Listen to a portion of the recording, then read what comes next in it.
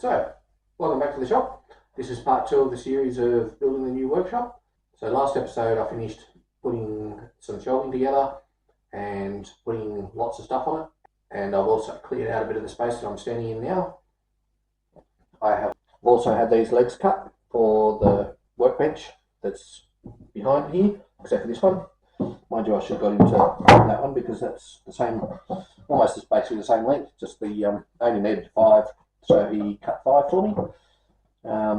So yeah, I might just put this one on the sander and trim it up as well. So this will become the new workbench. So this was going to go just basically where I'm standing here. So I've discovered that the bench actually fits better here. So it's actually the right length. It actually comes out to just about here on the other on this little table that I made.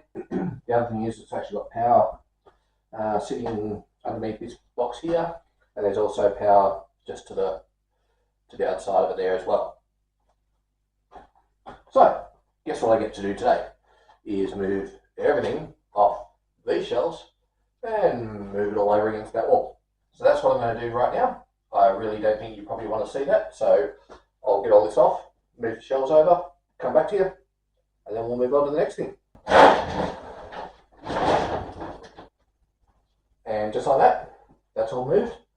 So there is actually a PowerPoint here though. So that PowerPoint doesn't work, which is why I ended up moving it as well, because if I put the bench there, then I've got to run power from somewhere else. But then on this wall, I've got better light because there's light up there, and there is actually power just down there. So now the next thing to do, I was talking about making tables out of the ends of my previous workbench. So I have these. These came from just Bunnings, so not sponsored at all. Just impressed because these are 50mm legs. They were what brand are they? I can't remember. They're a cheapy one. Taskmaster. So not expensive, not hugely not designed to withstand massive amounts of weight, but it's only holding, in this case, a desk. So this is the one I'm going to make now. Very simple to make as well.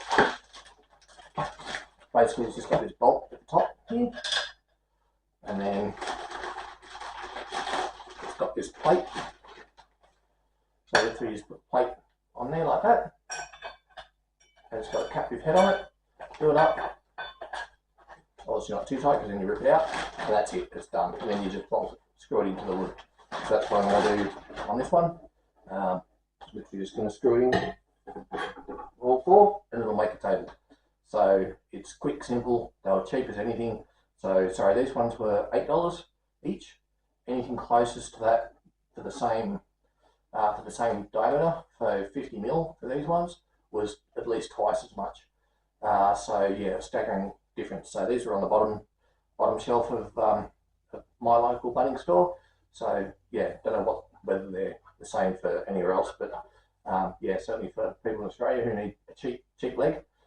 The only other leg that was the same price was this really tiny, skinny thing that was probably maybe 20.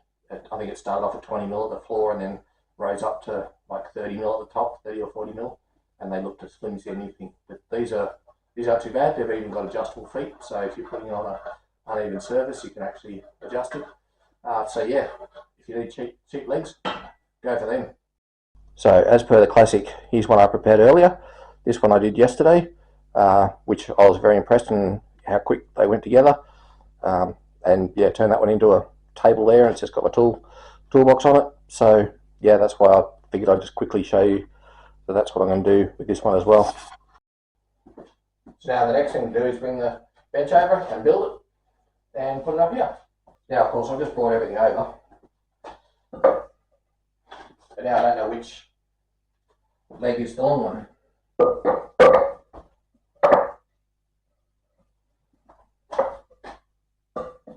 That one, right.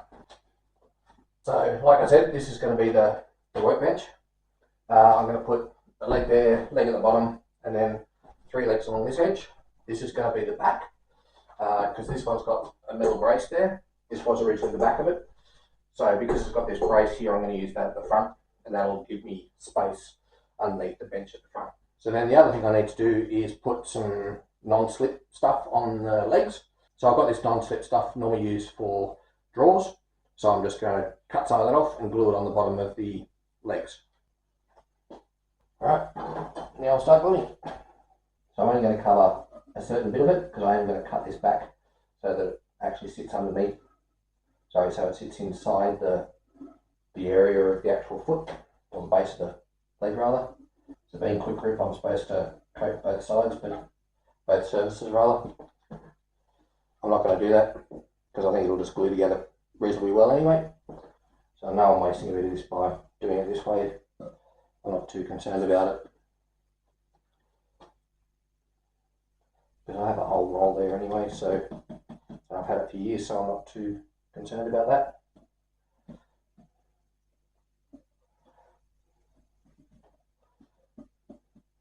Alright, there we go. So I'll come back once that's sealed and set and dried and stuff, and then I'll trim these out, and then obviously turn them over, because these are the feet, and we'll screw them into the bottom of the new workbench top. So these are dried enough now, so I'll just cut all these excess bits off, and we'll get them screwed onto the table. Okay, so there's the 5 legs with its with all the edges cut off now. So now I'll just figure out how I'm going to put them on the table and get them screwed down. So speaking of screwing them down, these are the bolts I've decided to use. Again, one of those things, that's what I've got. They're countersunk, so they'll go into the wood quite nicely. They're decent enough so they'll actually go a fair way into the wood to make sure they don't move, and then I don't have to use like 10 of them. So I'll just have to use probably a couple per leg. So I have a couple of the legs here. I'm just about to put the tabletop on it. What I want to do is make sure I get the edge of the table actually coming across the edge here. So even though I know the edge is slightly rounded, I'll end up having this bit sticking out a little bit, which is okay. The reason I want that is in case, for the future, in case I want to run a new piece of wood up here and put like a shelf or something further on top of the table. So that's the way I'm going to do that. So we'll see how that goes. Okay, there's a start. Now to drill some holes and put some big bolts in. So a couple of nice holes for my big bolts to go into. Now I've just got to find a hex bit for that one, and we'll see if we can drive them in. Okay, so I've lost tools in the move here somewhere. Well, not lost, but just misplaced them. So that'll be a search for another day.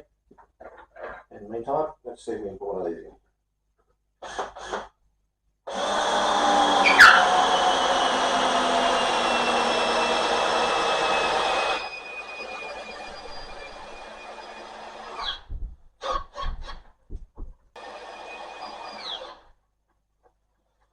There we go. Nice. And now I've just got to rinse and repeat that for another 4 times. Alright, there we have one bench. So it's a little bit wobbly, so I think I'll probably just put some bracing between these legs just to stop it. And the floor's not even either, which doesn't help. So I'll put the lathe here. So we have the lathe up here now. Haven't bolted it down yet. Got this metal bar under here that I was talking about before that supports the weight on this end. So I might actually bolt the lathe through that metal bar just to give it a bit of extra support. I think I'm going to, I spoke about putting some shelving on the back of this, off these legs, which is why I put the legs right on the edge. So I think I'll probably actually do that, because then I can put all the attachments and other bits and pieces related to the lathe over the back there. So the lathe also has a bed extension that goes to there, because I'm not going to use the bed extension most of the time, but then when I want to, I just want to make sure I can actually get to it. So last thing for now is, this is the set of drawers that you used to probably see behind me in the old shop. It used to just literally sit on the ground because it only just fit under the old bench. But for this workshop, I'm going to put some wheels on it so that I can actually move it around. And while I'm talking about it, maybe I'm thinking that maybe I should put something like the drill press or the bench grinder on it so I can move it around as I need to. I was originally going to put the wheels on it and then just slide it under the bench, basically under there. But if I put tubs under there instead, and I just put the bench grinder on the... Actually, if I put the bench grinder on one end and the drill press on the other, then I can just swivel it around depending on which way I need, what I need and when I need it. So I think I might do that. But anyway, let's put some wheels on it. So this was part of a second-hand kitchen that I bought.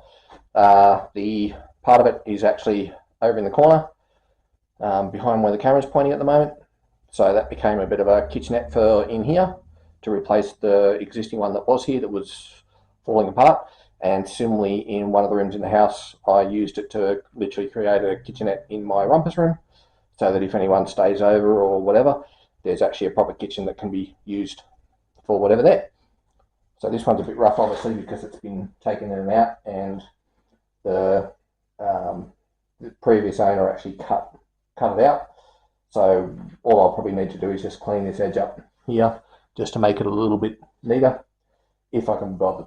So I'm just going to make sure I don't go deeper than the thickness of that, because I think then I'll impact on the drawer that's there. On this side there's a solid edge, so actually is there a solid edge both sides? Yes, there is. So I'll put this, there's a solid edge both sides, so I'm going to put the end edge screws down into these bits on both front and back, and then the other one can just sit in there. So the other thing I've just realised about is the fact that I actually want to use this bench as a, well, you know, a bench. So I don't want to go putting too much stuff on there, because then I won't be able to use it as a bench. Alright, now the fun bit to bend it over.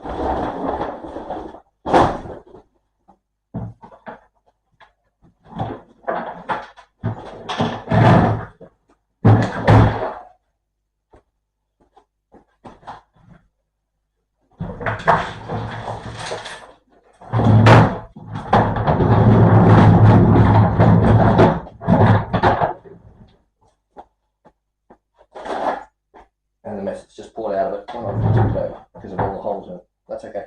So I do have another workbench that's going to come and sit behind where the camera's facing at the moment, and so that's next to the shelves that I put up yesterday.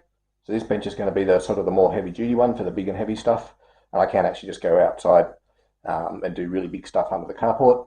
So I'm thinking on this one I'll put the bench grinder, so that way I can move it around. I might put the drill press on its own platform, so I've got the other spare leg from here that I could probably put a base and a top on, and then put the drill press on that. So I might do that. But for now, I think I'll just call it quits for the moment, and probably go and have some dinner, and then I'll think about it some more and come back in a sec.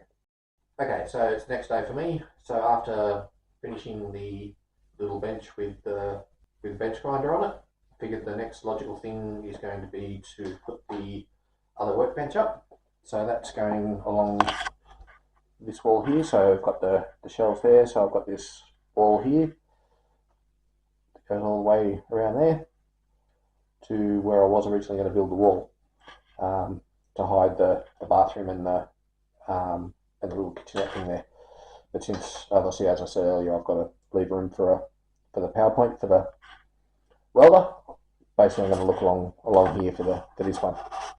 So of course the next logical thing to obviously do then is to move all of this stuff out the way. Of course I've got my batteries for my solar down there, because that's just where they went when I moved everything in here. Of course it's a lovely day outside for my windmill, which of course is not up, but anywho, my dust extractor's all along here, so I'm basically going to have to clear all this out, and then I'll bring the box in for that workbench, which is just another set of these shelves, but it's just bigger. I'm just hoping I've got enough room by the time I put the shelving up that there's a gap just here for the bench grinder to go into that little gap there, so I can sort of park it there when it's not in use. And then that should actually be the majority of the big stuff sort of done. Then I've just got to clean all the rubbish up and find all somewhere for all of that to go. So I'll drag the box in and start moving some stuff around again. Okay, so as you can't see, I'm now walking through the area that I've just cleared. So time to bring in the box and see how much of it fits. So this is what I'm putting in. Somewhere here it had dimensions. There we go. So 1240 wide. So 1.2 makes it 2.4. So let's see where that comes to. 2.4 brings it to here. So that's good.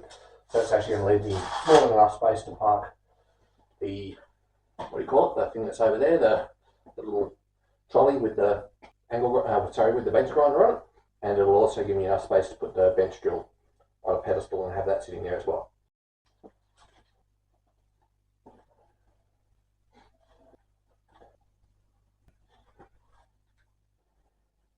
Alright, so I spared you the tedious effort of me just actually putting this together, because you've seen me do it enough times already with the other one, and then moving it as well. And you can see now that I've got the other little trolley thing there parked as well. So obviously now I just have to fill the void again. Start to run out of things to put in the void, which is nice. But then I'm looking around my workshop going, it's still a mess. Anyway, so the only other thing I wanted to mention about these workbenches that I've made is, so obviously they're just wider and longer than the shelves I've put over there, which is okay. So they've got a lower rated shelving capacity at 250 kilos, whereas those 350, and that, again, that's okay, not having a go at that. But the only other interesting thing that I've noticed is that with these edge end pieces here, so on the long edge, they've already started to sort of bow a little bit. Again, it's not a problem, it'll take some weight okay, but what I'm going to do is I'll just put something in the middle just to pull the ends in, so that they don't sort of, if I put some weight on there, it doesn't actually just flop. And then I'll also bolt them together between the two sets of benches that I've got here as well. So the next thing I need to consider is what I'm going to do with my dust extraction system. So for those of you that remember, I'll probably try and remember to put a link in the description down below, is I had a vacuum cleaner that I had just a couple of tubs and a cyclone extractor on. So I'll possibly try and build a stand for that to go onto, or just a wheelie trolley thing, because obviously I've got the lathe over here. I'm going to have various bits and pieces around. So obviously, as I just said, I've got the sander and bench grinder there and all those sort of things. So I'll be able to just wheel it around to wherever I happen to be working to make it easier to save myself from breathing dust in everywhere. Obviously, I'll be wearing a dust mask as well, but still, you know what I mean. So I'll have a bit of a mull over that and get into it for the next one. So thanks for hanging around in the shop with me again today. Don't forget to give it a like and a subscribe, and we'll carry on with the journey of making this into a workshop, and then actually, hopefully very soon, actually being able to go back to doing some projects. Obviously, I've got all the solar and the batteries to put back up, and inverters, etc., and the windmill. So I've already had a bit of a suss out on what I'm going to do with the windmill. So I just need to probably get a couple of little bits and pieces just to put that up. So yeah, don't forget to subscribe so you can follow along and come for the ride, and leave a comment down below and tell me how you think I should be setting it up if you don't agree with what I've done, and just say hello in general. Thanks for watching. See you in the next one.